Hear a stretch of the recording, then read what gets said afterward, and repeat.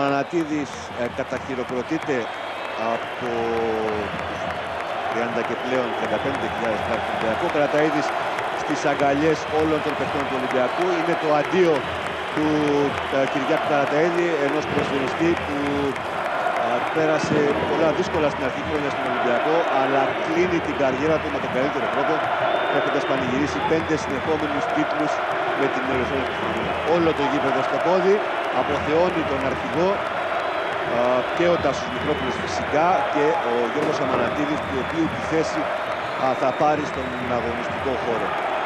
Ο Κυριάκος Καραταΐδης σπάζει τον Τάκη Λεμονή και τον Τάσο Μητρόπουλο και ο Γιώργος Αμανατίδης γυρίζει στους αγωνιστικούς χώρους μετά από το μετοχείο στις αρχές Ιανουαρίου. Εδώ σχεδόν βρουκωμένος ο Κυριάκος.